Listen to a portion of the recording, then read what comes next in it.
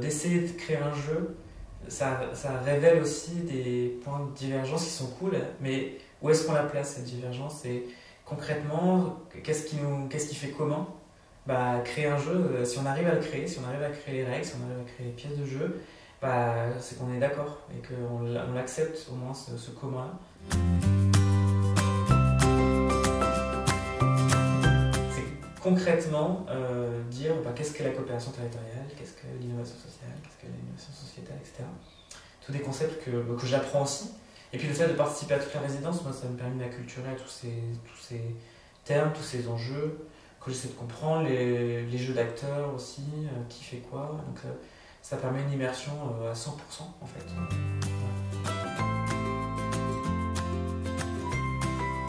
C'est en rencontrant Alice à un événement coopératif qui s'appelle la Bigre. Elle m'expliquait qu'elle était coordinatrice d'une recherche-action, qu'ils étaient en fin de phase 1 de récolte d'informations et de synthétisation de tout ça, synthèse des informations, et qui cherchaient des outils pour vulgariser, transmettre voilà, tous les concepts qui avaient émergé de cette recherche-action.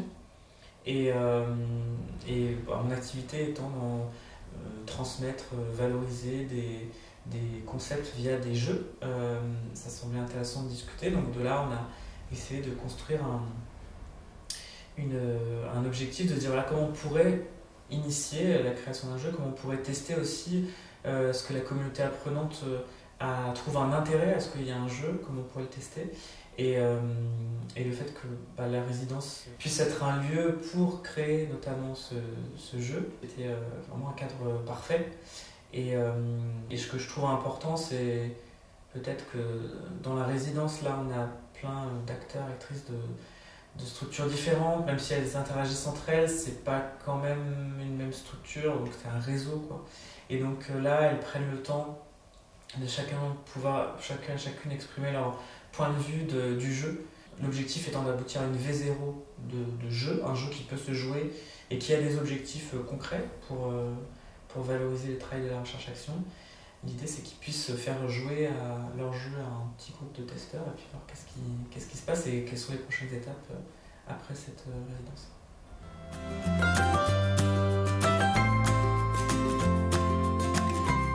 Il y a des volontés fortes de certaines, pour légitimes, hein, et qui restent campés, mais qui vont des fois pas se dire, et ça serait important de prendre ça en compte, mais en avance, et puis gardons-le dans un coin de notre tête, mais qui vont rester coincés là-dessus. Mais il y a une peur un peu de ne pas exister, peut-être, dans ça. Genre, tant que je suis pas entendu, je vais pas me remettre dans le collectif, et je vais pas avancer sur ce qu'on est en train de construire, parce que c'est plutôt cool, et puis voir si je peux pas, est-ce que mon objection elle tient. Il y a une espèce d'immédiateté à répondre tout de suite. Et du coup, mais c'était le groupe aussi qui a pris le jeu entre guillemets le plus complexe à créer, un jeu de gestion. Et donc, on sent que qu'est-ce qu'on veut mettre en avant, est-ce qu'on veut être très très proche de la réalité, est-ce qu'on veut la simplifier. Pour des experts, c'est dur de simplifier une réalité parce qu'on c'est trop caricatural, mais ça montre que ils sont tellement experts qu'ils ne voient pas, qu'ils sont loin de la réalité des gens, et que si c'est trop complexe, ils vont pas rentrer, ils vont pas prendre la marche pour aller dans le train. Donc simplifions et puis on complexifiera après. Voilà, difficulté. Voilà. Et puis c'est voir comment avancer. Je sais que là, moi je fonctionne, des fois je fonctionne à l'objection, au consentement, ou des fois là j'ai plutôt sondé par les votes. Donc c'est pas très facilitant, mais beaucoup mis sont 15 pour voir un peu où ça allait. Comme on est encore dans une phase d'exploration avec ces deux jeux-là, j'étais plutôt à me dire, ne bridons personne, s'il y a assez de voix pour l'un, assez de voix pour l'autre, ça fait deux groupes, ils sont 15, 16, donc ça fait deux groupes. Et l'enjeu de demain, c'est est-ce qu'il va y avoir une rencontre? Et la rencontre se fera peut-être plus par le consentement. Est-ce qu'il y a des objections à ce que un des jeux rencontre l'autre? Parce que ça sera deux jeux. Et là, ça demandera peut-être un peu plus de travail pour obtenir vraiment des objections fortes des participants et de voir si on peut les lever. Enfin, c'est un enjeu.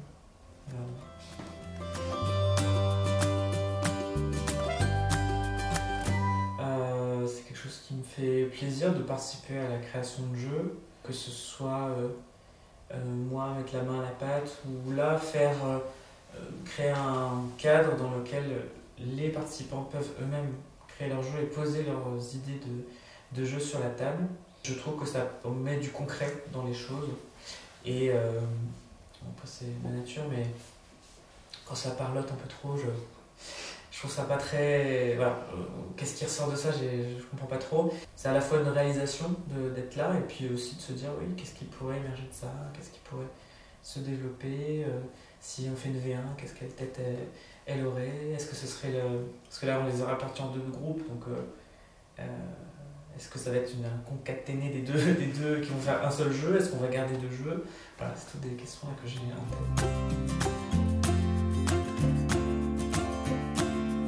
Bah, les moments où je vois émettre du concret et donc une idée. Elle n'a pas besoin d'être géniale, elle peut être toute petite, mais des gens qui font un peu des eureka, donc qui sont un peu. Enfin là, il y a une complexité, et puis d'un coup, bam. Et si le groupe est mature, il est capable de l'entendre et de dire vas-y, on le fait. Donc tous les groupes n'y sont pas encore. Mais j'espère que d'ici demain, il y aura ces moments-là, parce que c'est sympa. Parce que dans la création de jeux, c'est différent de jouer, on n'a pas dans le plaisir, on essaie de créer une émotion, quelque chose dans lequel avancer. Donc quand on voit ça arriver dans le monde de création de jeux, c'est toujours sympa, donc j'aime bien le voir chez les autres.